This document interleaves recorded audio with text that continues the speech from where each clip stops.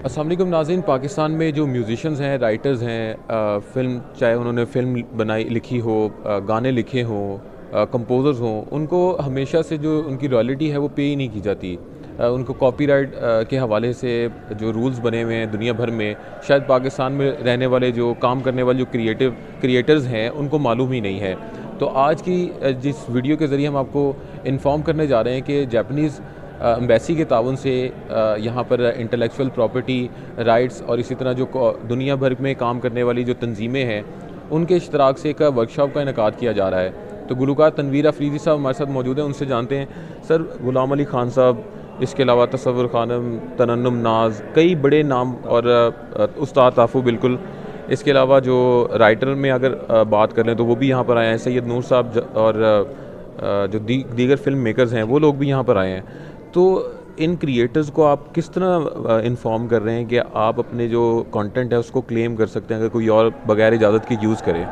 जी, देखें, क्योंकि मेरा ख़ुद ताल्लुक़ इस म्यूज़िक बरादरी से है, तो मैं साल के 12 महीने कनेक्टेड रहता हूँ लोगों से।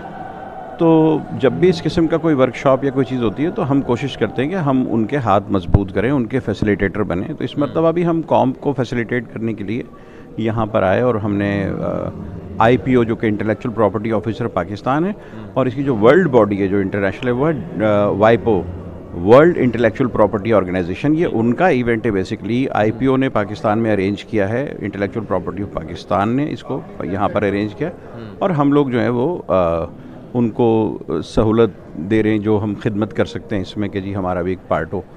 तो ये जो सेलिब्रिटीज़ हैं, इनका यहाँ मौजूदगी में अवामुन्नास को, बल्कि जो म्यूज़िक यूज़र्स हैं असल में, उनको आगाही देना, क्योंकि हमारे मुल्क में इस बात का शऊर नहीं है, लोगों को इदराक नहीं है कि अब आपने किसी का गाना अगर गा दिया तो उसके ऊपर कॉपीराइट स्ट्राइक आ जाए तो बुरा मानते हैं लोग। कि यार कॉपीराइट स्ट्राइक सानू जैसे कोई कत्ल कर दी। हाँ भाई, कॉपीराइट स्ट्राइक तो भाई कॉपीराइट स्ट्राइक तो आएगी जब आप बगैर इजाज़त के। तो आपको पता होना चाहिए कि एक आदमी ने लाखों रुपए लगा के एक गाना बनाया, उसको प्रमोट किया, उस पर पैसे लगे, उसकी जो मेहनत थी अपनी करियर में, आपने उठा के उसका गाना ठा करके छाप दिया और आपने 2.5 मिलियन व्यू बना लिए, तो उस बेचारे का हक मारा गया।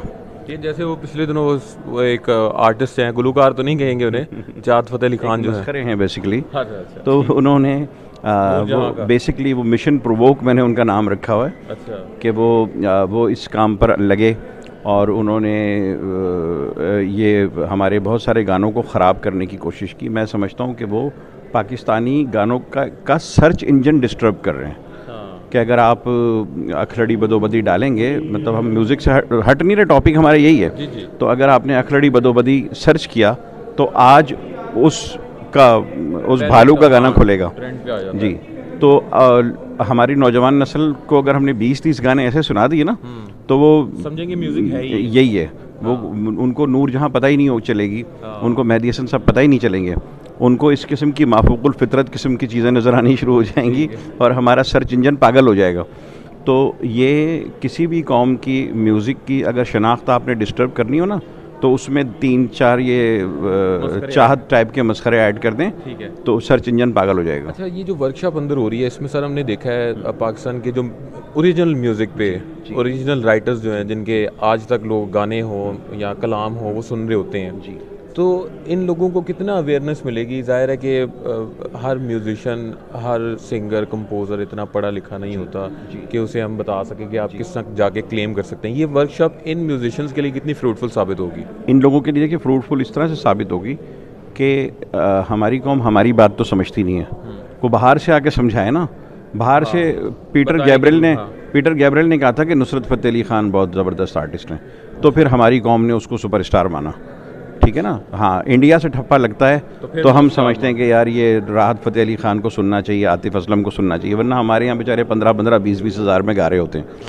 तो इसीलिए जब बाहर से वफ़द आएंगे और मंदूबीन आके बोलेंगे कि कॉपीराइट इम्प्लीमेंटेशन होना चाहिए, एक बैनुल अक़वामी लेवल की चीज़ है और पूरी दुनिया में इसका निफाज हो चुका है, तुम भी कर लो, तो फिर शायद बात समझ में आनी शुरू हो। तो वैसे तो अवेयरनेस दिन ब दिन बढ़ रही है उन इदारों की वजह से जो कॉपीराइट पे स्ट्राइक मारते हैं फटाफट, है ना, खिलाफ वर्जी हुई, उन्होंने स्ट्राइक मारी और गाना फारिग। तो इस किस्म के वर्कशॉप अगर तसलसल के साथ होते रहेंगे तो म्यूज़िक यूज़र्स जो हैं उनको आगाही होगी और उनको थोड़ा सा एहसास भी होगा, उनके अंदर एक गिल्ट भी पैदा होगा अगर वो गाना गलत तरीके से इस्तेमाल करेंगे। अव्वल तो दौर इतना मुश्किल हो चुका है कि अब आप अगर यूट्यूब पे कोई गाना डालेंगे तो सिस्टम ही उसको उठा के फेंक देगा खुद ही। हाँ, ये भी जी। है, ये भी है।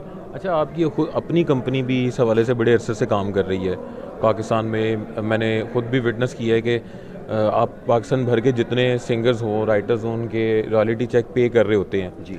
तो इस तरह के जो काम है, इस तरह के जो काम है, इसका आइडिया आप लोगों को कैसे आया था ताकि ये जो आर्टिस्ट जो जिनको लोग नज़रअंदाज करते हैं उनके करीब आप लोग जाके उनको पैसे पे करते हैं? नहीं, देखें, EMI का जब से EMI है, EMI इंटरनेशनल थी, अब EMI पाकिस्तान है, तो EMI का ये ट्रेडिशन है कि रॉयल्टी वो उस ज़माने में भी देती थी और इस ज़माने में भी देती है।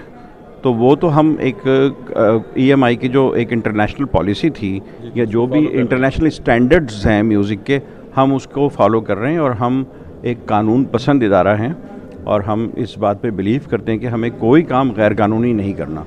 हमें कोई ना पकड़े कि जी आपने फ़लाने का हक़ खाया था, तो हम तो घर पे जाके रॉयल्टी के चेक देकर आते हैं और हमारा सिस्टम इस सिलसिले में बहुत ही स्ट्रॉन्ग है। चलिए, बहुत शुक्रिया। तनवीर अफरीदी साहब हमारे साथ मौजूद थे और उम्मीद करते हैं कि ये जो वर्कशॉप है पाकिस्तान के जितने भी यहाँ पर प्रोमिनेंट लोग आए हुए हैं उनके लिए काफ़ी ज़्यादा फ़ायदेमंद साबित होगी।